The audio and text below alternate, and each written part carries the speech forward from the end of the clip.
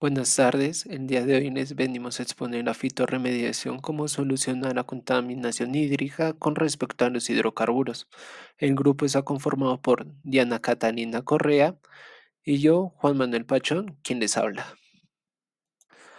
Como contextualización con respecto a este proyecto, primero tenemos que entender que una de las principales actividades de Colombia es la extracción y exportación de hidrocarburos para su refinamiento en otros países, ya sea en Estados Unidos o en países con la tecnología suficiente.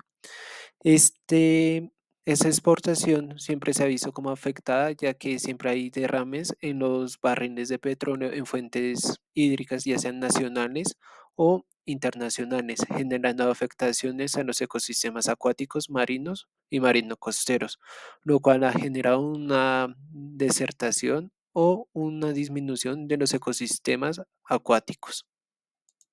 El caso de estudio escogido son los derrames de crudo que ocurren por sabotajes o ataques a oleoductos, como es el caso de Caño Limón Coveñas, que ha sufrido más de 1.000 ataques, derramando más de 3 millones de barriles y afectando ecosistemas acuáticos, causando también pérdidas significativas de especies y reduciendo el agua disponible para el consumo humano. Como pregunta problema con respecto al proyecto y a la investigación que se está desarrollando, nos planteamos cómo la fitorremediación mediante el uso de especies como el jacinto de agua y la lechuguilla de agua contribuyen a la descomposición o descontaminación de los cuerpos hídricos más afectados por los derrames de hidrocarburos que se han presentado en el norte de Santander. Con respecto a esas dos especies de flora, ellas son claves al momento de descomponer o desintegrar ciertas sustancias químicas como las que posee el hidrocarburo. Por eso se tuvieron en cuenta y se formuló esta pregunta problema a través de la situación de Santander y con respecto a las dos especies de plantas que se van a emplear para este proyecto.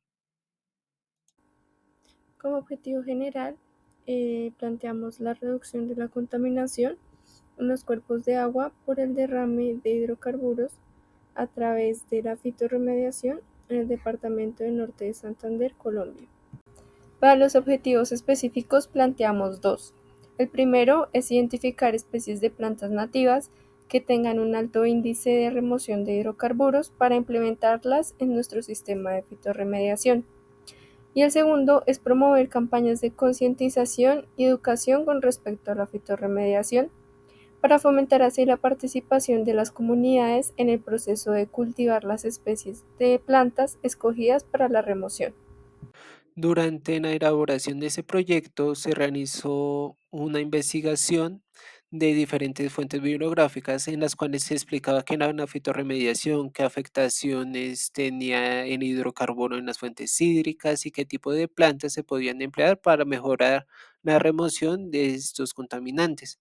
Para ello, vamos a definir que la fitorremediación según diferentes autores. En general, estos caracterizan que esta técnica es de carácter biológico, ya que se emplean diferentes tipos de plantas, las cuales realizan la remoción, eliminación o reducción de los contaminantes que se presentan en el agua y en el suelo. Esta se realiza in situ, ya que la planta utiliza estas sustancias como metabolismo para reducir la contaminación en la fuente hídrica. Al mismo tiempo, es una de las actividades más económicas, ya que al realizarse con plantas nativas se pueden generar la cultivación en viveros, lo cual permite que las comunidades participen de igual forma, reduciendo gastos.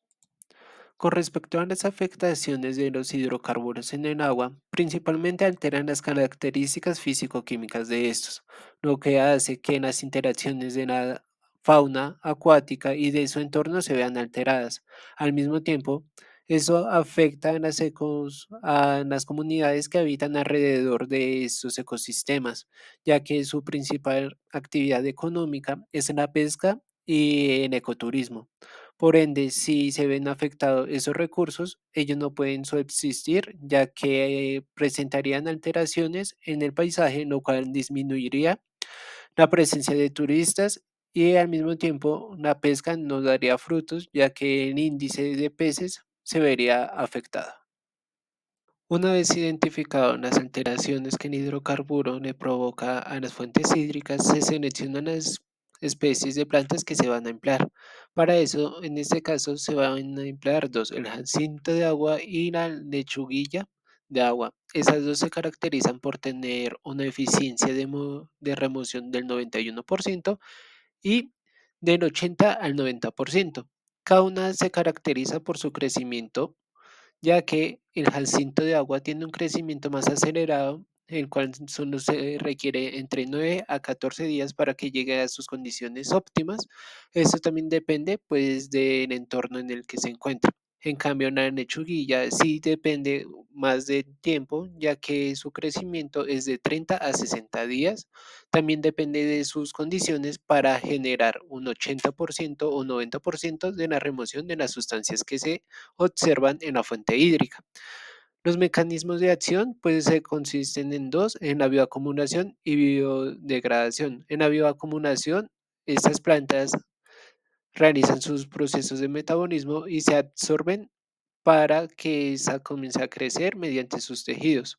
Y con respecto a la biodegradación, es que mediante las enzimas que tienen esas plantas se absorben y absorben a los contaminantes, generando que sean menos tóxicos para la fuente hídrica.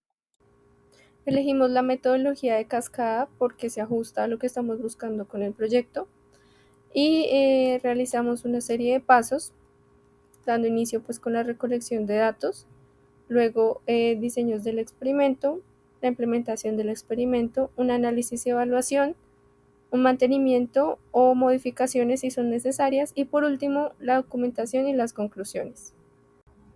Es importante especificar sobre cada uno de los pasos de la metodología mencionados anteriormente. Entonces, la recolección de datos iniciales es la base de la investigación.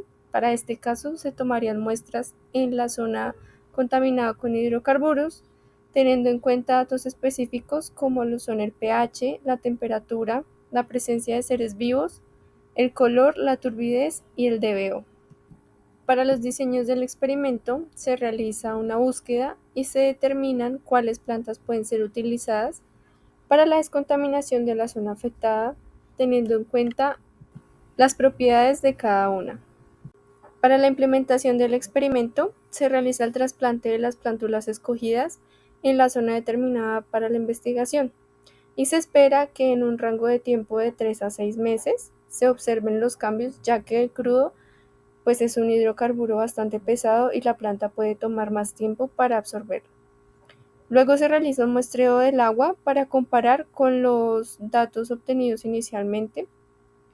Y para el análisis y evaluación del desarrollo del experimento, pues en este paso se analiza la efectividad de descontaminación de las plantas teniendo en cuenta el último muestreo realizado y se espera lograr un mínimo del 20% de limpieza en 10 meses del experimento y de esta forma pues podremos evaluar si la fitorremediación es una buena solución pues para nuestra problemática.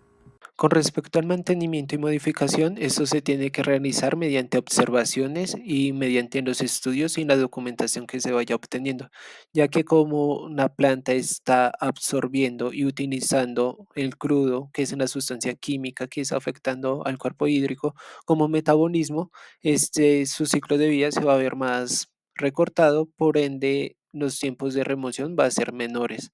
Por esa razón se tiene que realizar un mantenimiento para reemplazar esa especie de planta y cambiarla por un nuevo ejemplar de la misma especie. Al mismo tiempo, con respecto a la documentación y conclusiones, esto se tiene que desarrollar durante todo el proyecto para identificar los potenciales de remoción del jacinto de agua y de la lechuguilla, para identificar si estas plantas son óptimas para la remoción de hidrocarburos o si se sigue investigando con otras especies, ya que de pronto no tienen una eficiencia en un corto tiempo, lo cual es necesario para los sistemas de tratamiento de aguas. Estas son las referencias bibliográficas de las fuentes de información que utilizamos como base para el proyecto. Muchas gracias.